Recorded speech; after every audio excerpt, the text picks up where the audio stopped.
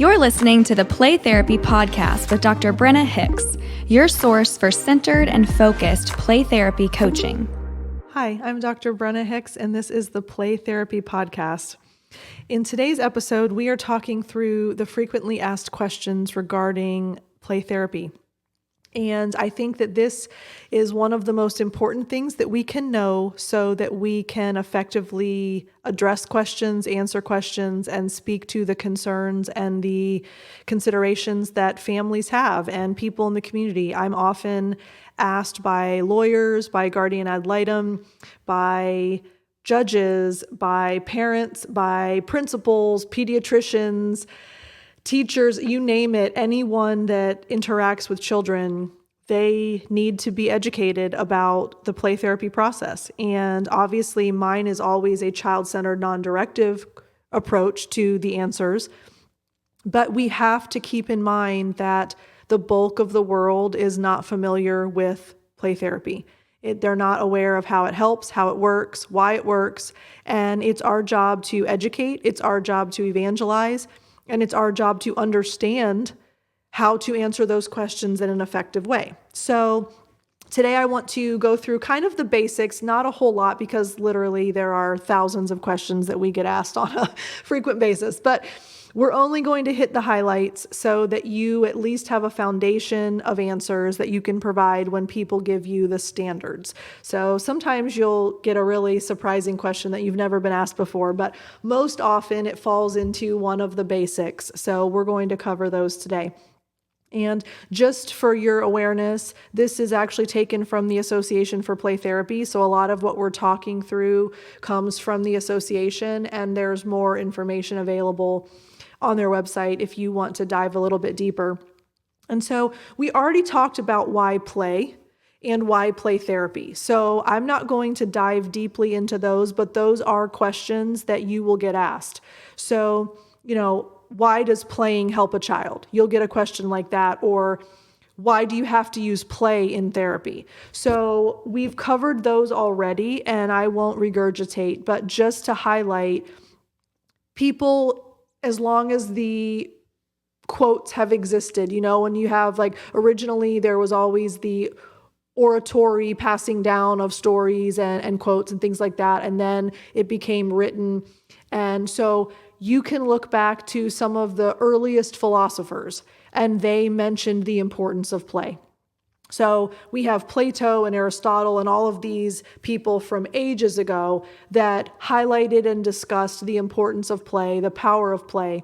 So everyone theoretically for the history of the world has acknowledged how important play is. So we start there, right?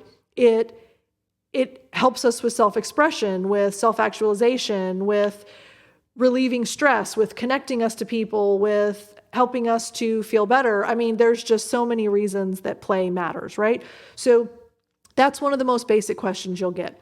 Then why do we need to have play in therapy? Well, they've actually proven it effective with people of all ages. So play therapy is not reserved exclusively for children because it helps adults as well. But specifically to answer the question related to children do not have abstract reasoning and the cognitive and rational abilities until about 13. So for children under 13, play is the way that they naturally communicate. So expecting a child to do a cognitive behavioral therapy program, or let's do this worksheet on controlling our emotions, or let's talk about why you're mean to your brother, none of those are developmentally appropriate. None of those are age appropriate. And so play provides the inherent power of what children will naturally do anyway. It's curative. They will naturally play. They will naturally sort things out. So by incorporating it into the therapeutic approach, it helps them in their natural language. So that's the second question you'll get asked a lot. So that's helpful to know as well. So specifically, what is play therapy? Obviously, we've talked through that in earlier episodes as well, but you'll get asked that question a lot. And what we talked about a couple episodes ago was that the fact that the word play is in the title It trivializes it. And I think that's something that we have to overcome. And it also gives the incorrect impression, because remember we talked about speech therapy helps a child learn to speak. So sometimes the conclusion that's drawn is that play therapy helps a child learn to play. And then you get the resistance of, my child already knows how to play, or all they do is play. They don't need to play more. So it kind of presents as a difficult thing to explain.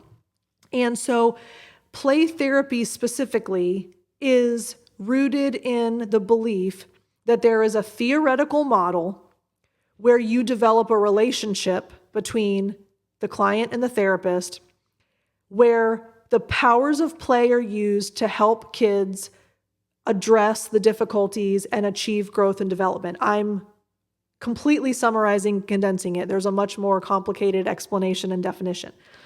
But children use toys to communicate. They use play to communicate. And so there is theory behind it. The relationship is formed.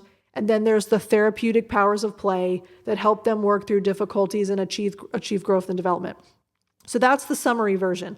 But it has to be so crystal clear, and I think I can't stress this enough, that someone who attends a couple of play therapy workshops or reads a couple of play therapy articles online that has only ever worked with adults and only went through a traditional master's program in therapy or counseling or social work, they are not a play therapist. They don't do play therapy just because they have some toys in their room.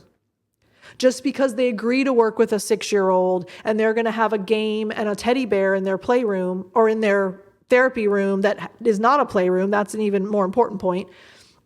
That is not play therapy.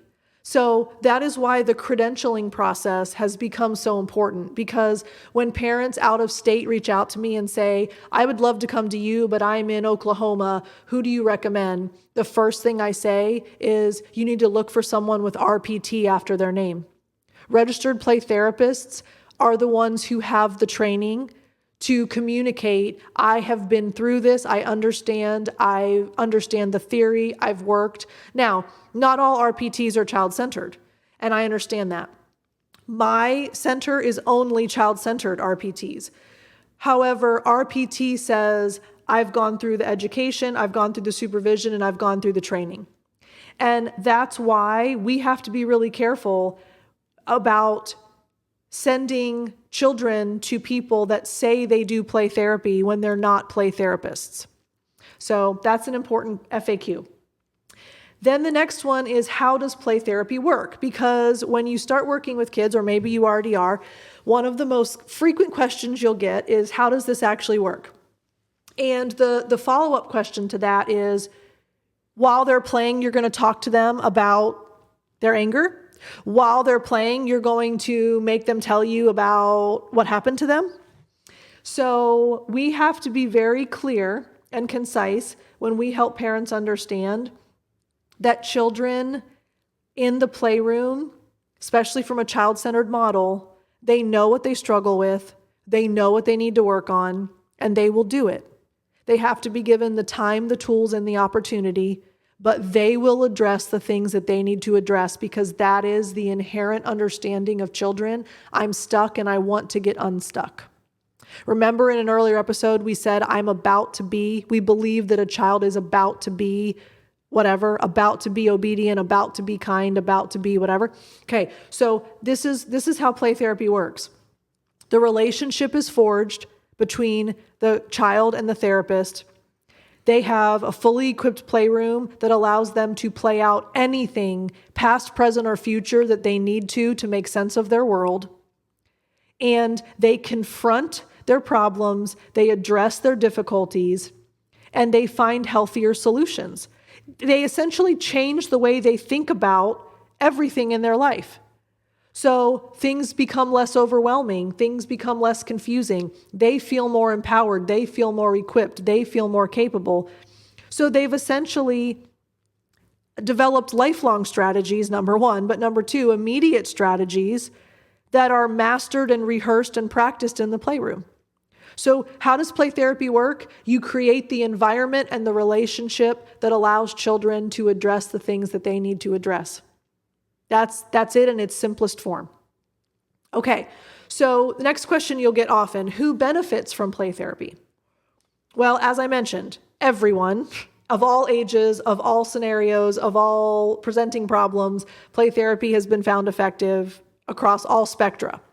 However, it is most appropriate and the sweet spot for play therapy is 3 to 12.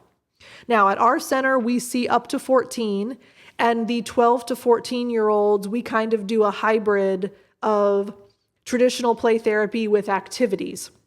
So we modify a little bit for the 12, 13, 14-year-olds, but the sweet spot is 3 to 12, understanding that around 12 to 13 is when abstract reasoning kicks in.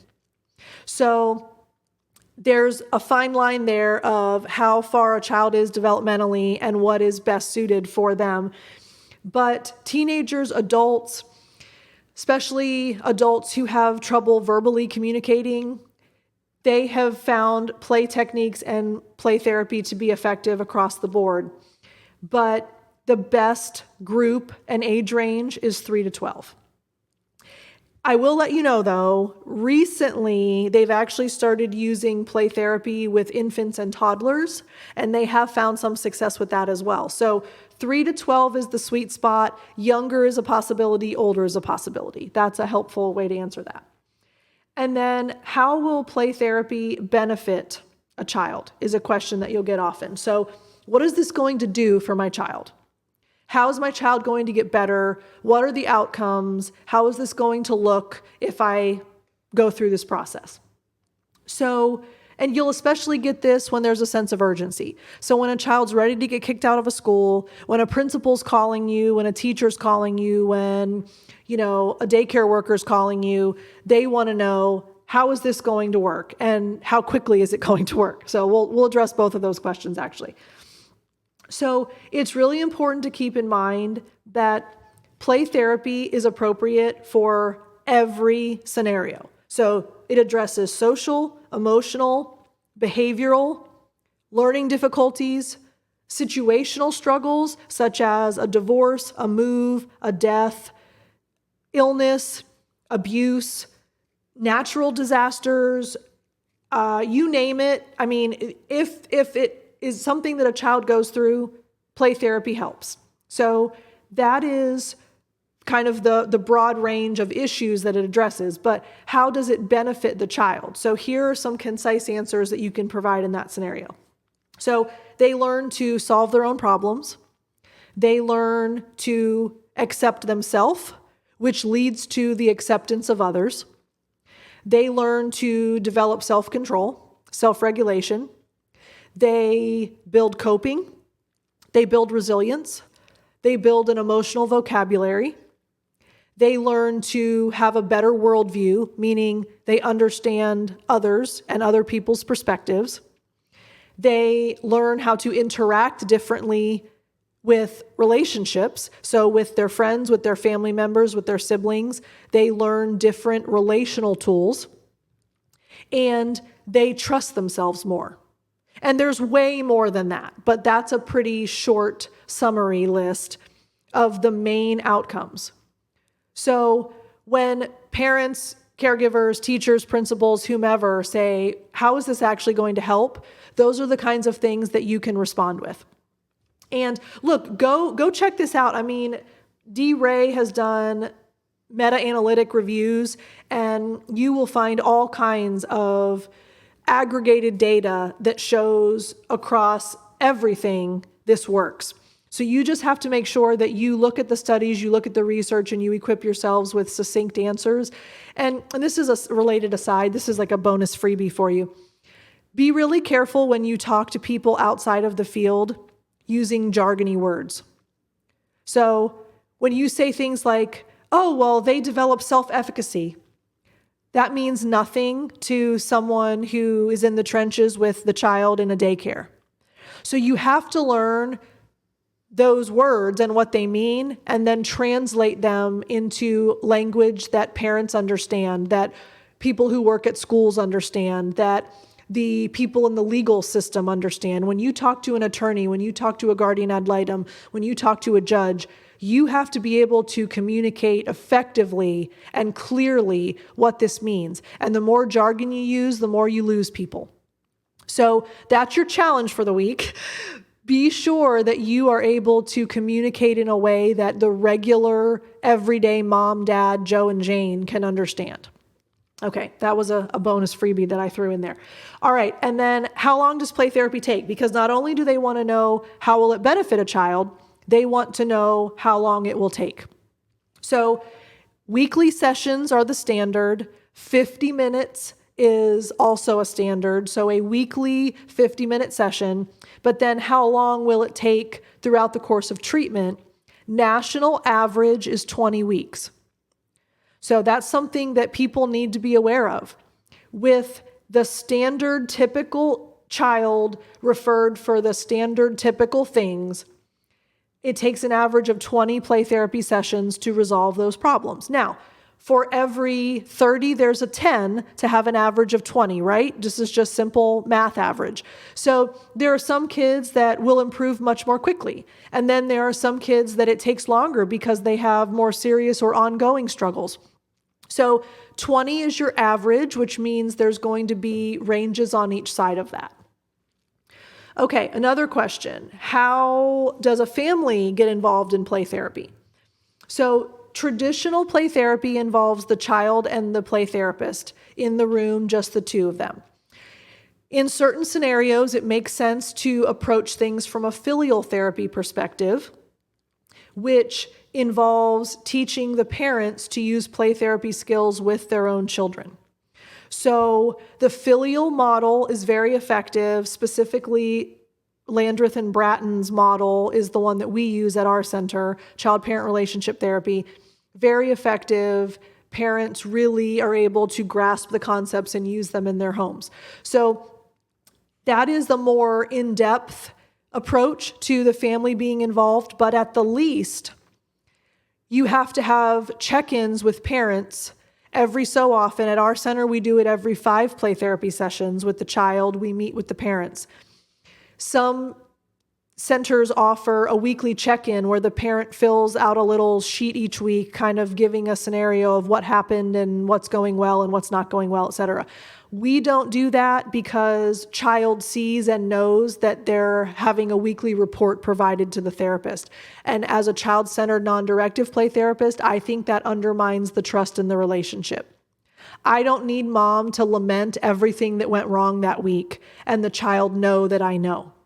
I need the child to come in and have the core conditions met, the relationship preserved, the trust established, and they can work on anything they need to work on, and I will unconditionally love and accept them. So we don't do the weekly check-in. I know there are centers that do that. But every 5 sessions, we sit down with mom, dad, caregiver, loved one, and we say, here are the themes we're observing. Here's what we're working on. What are you seeing at home? What's happening at school? It's a check-in. So at the least, that's how the family is involved. We sometimes do text, email, or phone call check-ins in between those 5 weeks if something comes up. So we want them involved. We want them bought in. We want them to be engaged. But we also want to preserve the relationship and the alliance that's formed between us and the kids that we work with. All right. And then finally, who practices play therapy? We kind of already addressed this, but this is a question that I get a lot. So are you a psychologist? So your degree's in play therapy? So can anyone do play therapy? Do you have to be specifically trained? You'll get those kinds of questions. So again, that's why the RPT is an important addition to the field, because it communicates, I've been through the education, I've been through the training, I've been through the supervision. So obviously a master's level clinician is required. So that's the baseline answer. We have to be a licensed master's level clinician. You can also have obviously a PhD or a doctorate, but it's also about the considerable clinical experience and supervision specifically related to play therapy. And that's why the RPT process is stringent and difficult, because you have to really invest in this to become a registered play therapist. So I hope that equips you with some helpful answers for when you get questions, because you will be asked questions like these on a very frequent basis. We get them all the time. Actually, daily at the center, we answer these questions. So it's helpful to have these in your pocket so that you're able to communicate these effectively. And this is half and half, in my opinion. We are play therapists, meaning we are doing clinical work, we're pouring into our kids and our families, and we're doing the therapeutic side of it. But because this is a field and a type of therapy that a lot of people don't know and don't understand, we also are 50% educators and evangelizers of this. And so we can't stop at, I just meet with my parents, I meet with my kids, and I go home. We have to become a voice in our communities and in our cities and in our centers for what this is and how it works and the power of it and the knowledge that comes. With knowledge comes responsibility. We can't just know this stuff. We have the responsibility to share it and to educate and to inform, because that's how this becomes the greater wave that spreads, and we are able to help more kids and more families, the more people that know about it, believe in it, ask for it, and practice it. So there you go. That's your challenge for the week. You now can champion play therapy in a very eloquent way because you have answers to these FAQs. So in the next episode, we're diving in. This is the last episode of the precursory background stuff. And next we are diving into specific skills, the nitty-gritty of the practice of play therapy. So I am so excited, looking forward to that very much. We will talk again soon. Thanks again. Bye.